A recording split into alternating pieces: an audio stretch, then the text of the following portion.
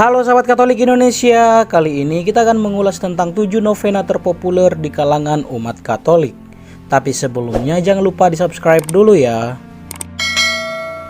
Doa adalah cara kita manusia untuk bisa berbicara dengan Tuhan. Dalam doa kita dapat mengucap syukur, meminta, memohon, dan menyerahkan diri kita kepada Tuhan. Biasanya kita bisa berdoa untuk diri kita sendiri atau untuk siapa saja yang ingin kita doakan, atau yang memerlukan bantuan doa kita.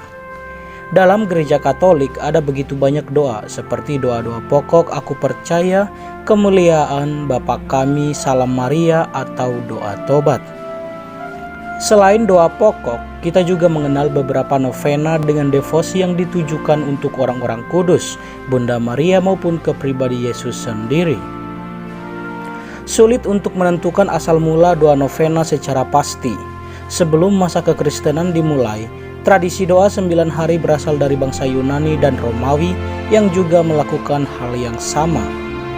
Pada saat itu, doa selama 9 hari sering dilakukan untuk mendoakan orang yang sudah meninggal. Kemungkinan pengadut Kristen pada awal mengadopsi tradisi ini. Nah, berikut 7 doa novena yang menurut sahabat Katolik Indonesia paling sering didoakan dan populer di kalangan umat Katolik. Ketujuh doa novena tersebut adalah sebagai berikut. Yang pertama, doa novena Santo Mikael.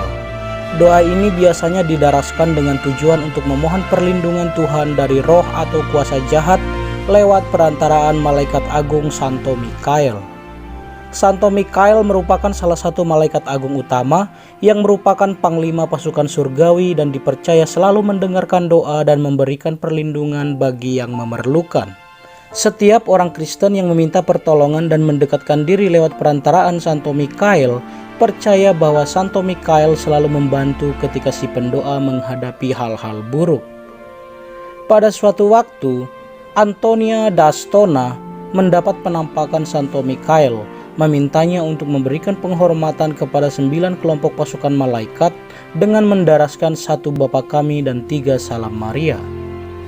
Santo Mikael berjanji, barang siapa mendoakan kaplet ini setiap hari sebelum menerima komuni kudus, para malaikat akan menemani, membantu mereka saat mati, dan membebaskan jiwa mereka dan saudaranya dari api penyucian. Jadi buat para sahabat yang mengharapkan perlindungan Tuhan dari kuasa jahat, lewat perantaraan Santo Mikael, disarankan mendaraskan doa novena ini. Yang kedua, doa novena Kanak-kanak Yesus. Doa ini biasanya didaraskan untuk memohon rahmat Tuhan di saat keperluan mendesak. Novena Hati Kanak-kanak Yesus adalah salah satu doa dalam agama Katolik yang sering kali didoakan apabila kita memiliki suatu permohonan yang mempunyai sifat khusus. Selain itu, seperti halnya doa novena lainnya, doa ini juga didaraskan apabila kita mengalami kesulitan dan sangat membutuhkan jalan keluar, di mana jalan keluar itu mustahil kita peroleh apabila kita hanya mengandalkan kemampuan diri kita sendiri. Doa novena Kanak-kanak Yesus harus didaraskan dengan penuh kerendahan hati. Ada baiknya diawali dengan membaca doa penyerahan diri kepada hati kudus Yesus terlebih dahulu.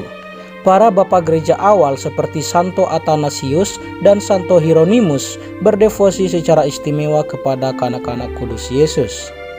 Beberapa para kudus besar sesudahnya diantaranya Santo Bernardus dari Clairvaux, Santa Teresa dari Kanak-kanak Yesus, Santo Fransiskus Assisi, Santo Antonius Padua, dan Santa Teresia Avila berperan dalam mempopulerkan devosi kepada kanak-kanak kudus ini. Yang ketiga, doa novena Santo Yosef.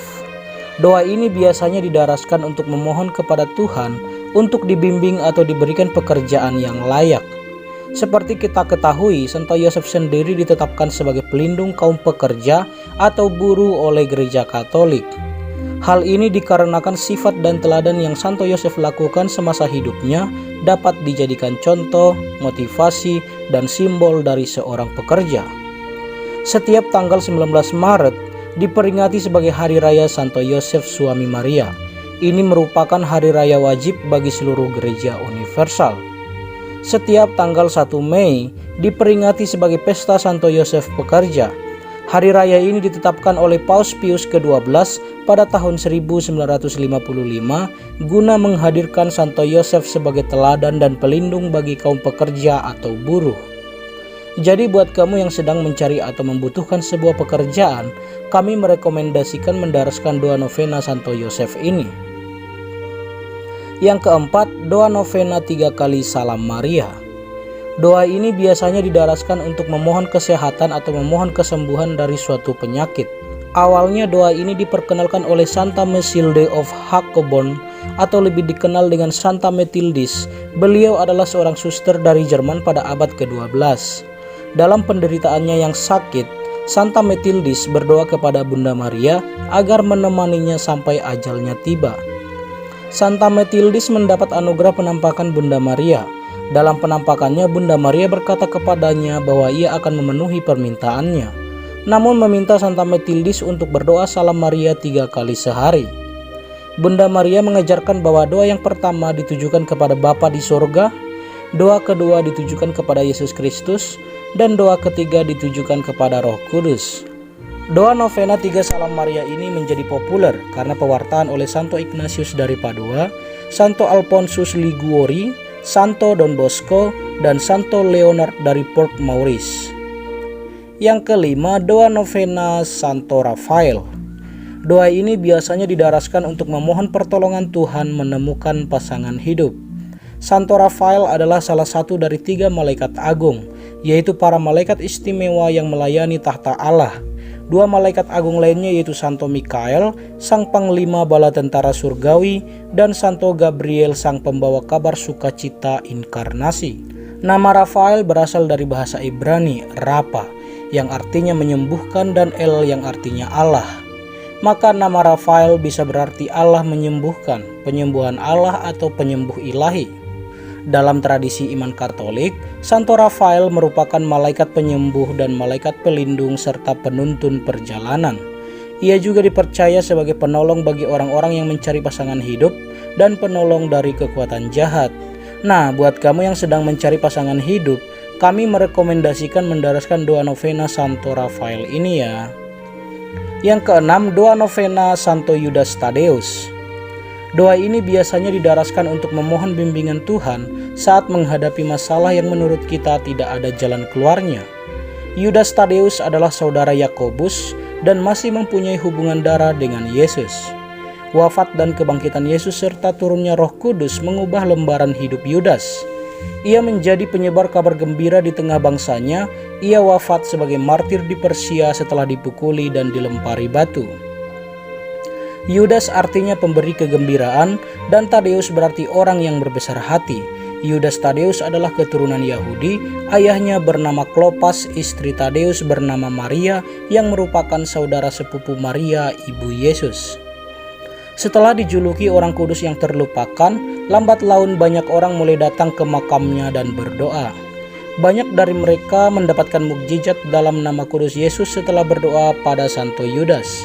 Devosi kepada Santo Yudas mulai berkembang pada tahun 1800-an, dimulai di Italia dan Spanyol.